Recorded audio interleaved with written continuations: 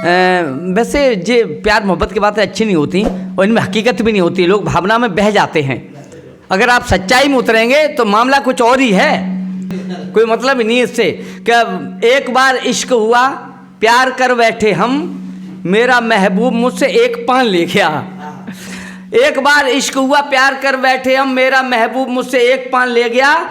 8 रोज बाद आया प्यार से हमारे पास, पान खाते खाते पूरा पानदान ले गया। एक बार इश्क हुआ, प्यार कर बैठे हम, मेरा महबूब मुझसे एक पान ले गया। और 8 रोज बाद आया प्यार से हमारे पास, पान खाते खाते पूरा पानदान ले गया। जाने कैसे जान गया उल्लू है आदमी, 1 लाख का उधार सामान ले गया। और प्यार वाला भूत तब उतरा दिमाग से, धीरे धीरे जब मेरी पूरी दुकान ले गया। सुनना, मैं अपनी पत्नी से बोला अकड़कर, मुंह कर ले ऊपर न बिल्कुल हिलेगी। मैं अपनी पत्नी से बोला अकड़कर, मुंह कर ले ऊपर न बिल्कुल हिलेगी। चल 4 घंटे खड़ी धूप में हो, गलती की तुझको सजा यह मिलेगी। पत्नी तुनक कर हटी 2 कदम और बोली, श्रीमान जी व्यर्थ शक है, रुतबा तुम्हारा नहीं अब चलेगा, इस घर में मेरा बराबर का हक है। पापा ने 2 लाख पूरे दिए हैं, इन धमकियों से नहीं मैं डरूंगी। यह सोच कैसे लिया आपने है, जो तुम कहोगे वही मैं करूंगी। पत्नी हूं मैं, 7 फेरे पड़े हैं, खून पी जाऊंगी, सर पे चढ़ी रहूं। और मैं मूर्ति नहीं हूं, जहां पर खड़ी करो वहीं पर खड़ी रहूं। तो जब बेटियां कभी सीधी हुआ करती थी, और मेरी तो एक घर में एक भतीजी थी बेटी। एक दिन वो अंधेरा था, हमने तो कहा कि बेटी वो थोड़ा सा हमारी वो डायरी उठा ला, मुझे कविता लिखनी है। बोली रात में मैं नहीं जाती, मुझे डर लगता है। मैंने कहा क्या, कैसी बेटी है? झांसी की रानी थी ना, अंग्रेजों से लड़ गई थी।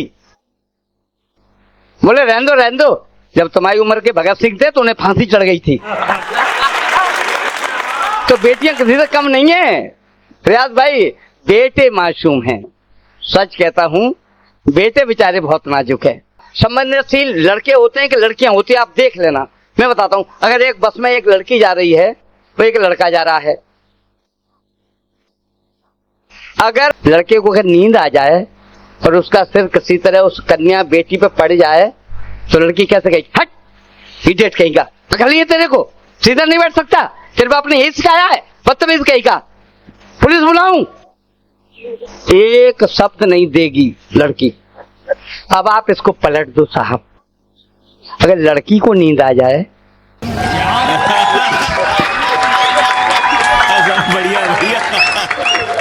लड़की का सिर लड़के के कंधे पर रख जाए तो अगला जुबान नहीं निकालेगा। आगरा जा रहा हो तो कम से कम दिल्ली चला जाएगा, लेकिन ये नहीं कहेगा सर हटाओ।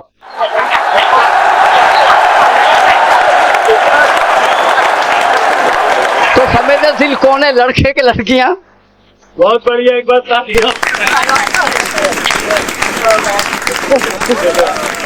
वकील तो अदालत का पूरा ढांचा ही बदल देते हैं। वो एक पति पत्नी में झगड़ा था, अदालत में पहुंच गए। जज साहब ने कहा भाई तुम्हारा क्या झगड़ा है? बोले हम हमारी पटरी नहीं खा सकती, हम दोनों अलग होना चाहते हैं। बोले अगर आपकी ये इच्छा है तो चलो हम किए देते हैं आपको अलग अलग। बताओ आपके मकान कितने हैं? बोले 4। बोले 2 तुम्हारे 2 तुम्हारे। बोले गाड़ियां कितनी हैं? बोले साहब गाड़ियां 2, 1 तुम्हारी 1 तुम्हारी। पूंजी कितनी है, बैंक में जमा कितना है? बोले 2 लाख, 1 लाख तुम्हारा 1 लाख तुम्हारा। बोले सोना कितना है? बोले 8 तोले, 4 तोले तुम्हारा 4 तोले तुम्हारा। बोले बच्चे कितने हैं? बोले 3। जज साहब बोले समस्या निपट रही है, जी नहीं बात बन रही। पत्नी ने पति का हाथ पकड़ा, बोले चलो मुकदमा अगले साल दायर करेंगे।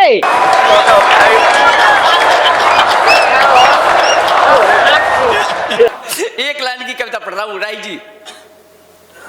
एक मुसलमान भाई मरने वाले थे, उन्होंने अपने बेटे को पास बुलाया और बोले बेटा हमने बहुत जीवन में कष्ट उठाए हैं, तो एक छोटा सा काम कर दे। उसने कहा वालिद साहब बताओ, बड़ा से बड़ा काम करूंगा। बोला कोई हिंदू नाम रख दे। लड़का बड़ा चक्कर में, बोले वालिद साहब आपको यह क्या हो गया है, आप मरने वाले हैं और आप ये कह रहे हैं कि मेरा कोई अच्छा सा हिंदू नाम रख दे, हिंदुओं से इतना प्यार है क्या? बोले प्यार व्यार कुछ नहीं है। बोले फिर? बोले मुसलमान क्यों मरे?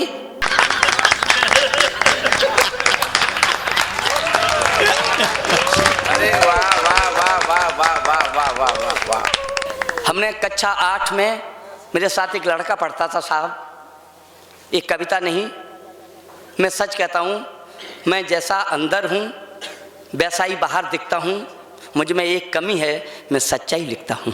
क्या बात, वाह। हमने कक्षा 8 में मेरे साथ एक मेरा क्लास फेलो था, उसका नाम था असलम। उस असलम की 4 पंक्ति आज तक मैंने एक कविता लटूरी भाई कहीं नहीं पढ़ी, आज मुझे याद आ गया उसका वो परिदृश्य। 5 तत्व सब खो जाएंगे, मरघट की अग्नि छू लूंगा, लेकिन अपने जीवन की मैं घटना एक नहीं भूलूंगा।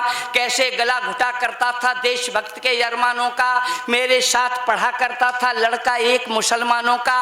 भोली भाली सूरत उसकी, पहना करता ड्रेस पठानी, सारे लड़के चिल्लाते थे पाकिस्तानी पाकिस्तानी, सारे लड़के चिल्लाते थे पाकिस्तानी पाकिस्तानी। घेर लिया करते थे उसको, तरह तरह से उसे चढ़ाते, कोई उसकी टोपी खींचे, कोई ठेंगा उसे दिखाते, कहते थे तू तो पढ़ लिख कर देश के ऊपर भार बनेगा, कोई नहीं रोक सकता है, तू निश्चय गद्दार बनेगा। इल्जामों की पराकाष्ठा का मारा इल्जामी था, सारे लड़के हिंदू थे केवल वो ही इस्लामी था, इसीलिए सब मिलकर के उसका अपमान किया करते, कभी तिरंगा झंडा उनको छूने नहीं दिया करते, कहते थे इस झंडे को केवल वो ही छू सकता है, देश के ऊपर मर मिटने वाली जो क्षमता रखता है। वाह वाह वाह वाह वाह वाह वाह। देश के ऊपर मर मिटने वाली जो क्षमता रखता है, सारे देश की शौर्य कथा वीरों की अमर निशानी है, तू कैसे छू सकता है इसको, तू तो पाकिस्तानी है। पास ना आना, सुनना मेरे भाई, पास ना आना, दूर ही रहना, पैबंदा हो जाएगा, तूने हाथ लगाया तो झंडा गंदा हो जाएगा, तूने हाथ लगाया तो झंडा गंदा हो जाएगा। बेचारा असलम शर्मा कर तब वहां से भग जाता था, आंखों में आंसू लेकर सबसे पीछे लग जाता था। 15 अगस्त का पर्व पड़ा, 15 अगस्त का पर्व पड़ा, हर शख्स नशे में झूम रहा, बच्चों का जुलूस बस्ती में झंडा लेकर घूम रहा, तब तक एक हवा का झोंका जाने कहां से आ पहुंचा, डंडा में से झंडा निकला, एक कुएं में जा पहुंचा जो बरसों से बंद पड़ा, छवि नहीं दिखाई देती थी, अंदर एक कोबरा की फुसकार सुनाई देती थी। अध्यापक बोले लड़कों से आज समीक्षा होनी है, किसको प्यार देश से कितना, अग्नि परीक्षा होनी है, कौन बहादुर हाथ मौत के गिरेबान में डालेगा, देश का झंडा पड़ा कुएं में इसको कौन निकालेगा। वाह वाह वाह वाह वाह वाह वाह। देश का झंडा पड़ा कुएं में इसको कौन निकालेगा। सुनकर सन्नाटा छाया, कोई आवाज ना आई थी, सारे लड़कों के चेहरों पर मौन उदासी छाई थी। आधा घंटा हुआ कूदने को कोई तैयार नहीं, अध्यापक बोले लगता है तुम्हें देश से प्यार नहीं, देश के झंडे की खातिर हिम्मत नहीं होती मरने की, इस पर ही दम भरते हो तुम देश की रक्षा करने की, इस पर ही दम भरते हो तुम देश की रक्षा करने की। जान गए कितने बहादुर हो, अपने अपने घर जाओ, चुल्लू भर पानी लेकर के उसमें डूब के मर जाओ, चुल्लू भर पानी लेकर के उसमें डूब के मर जाओ। सबका चेहरा ऐसा था जैसे कोई लुट कर आया, तभी अचानक पीछे बैठा था असलम उठकर आया, हाथ जोड़कर बोला क्या मैं इतना हक पा सकता हूँ, अगर इजाजत मिल जाए तो मैं झंडा ला सकता हूँ,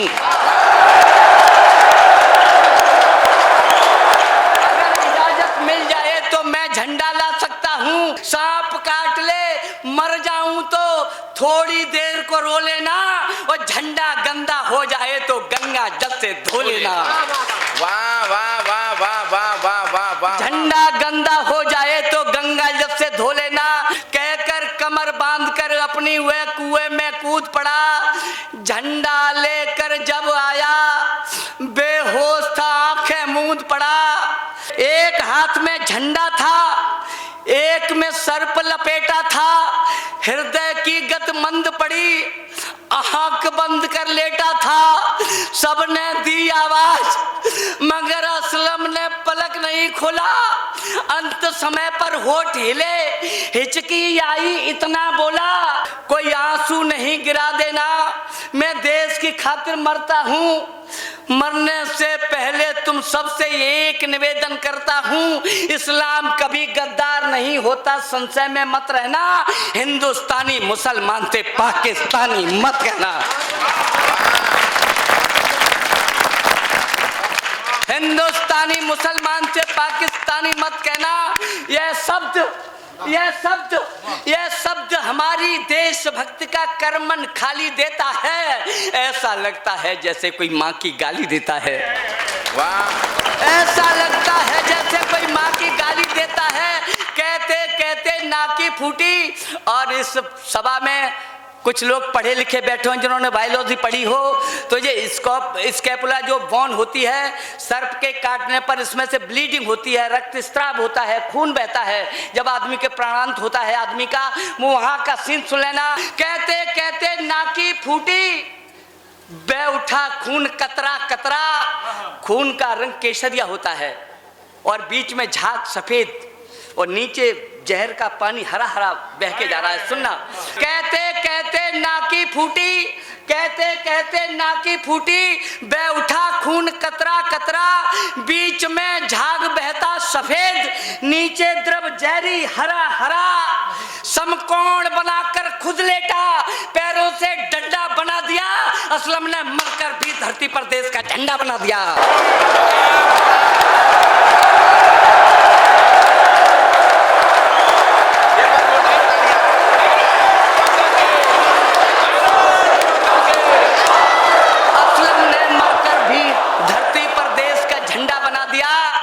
उसकी अंतिम इच्छा में यह किया गया उसका सम्मान।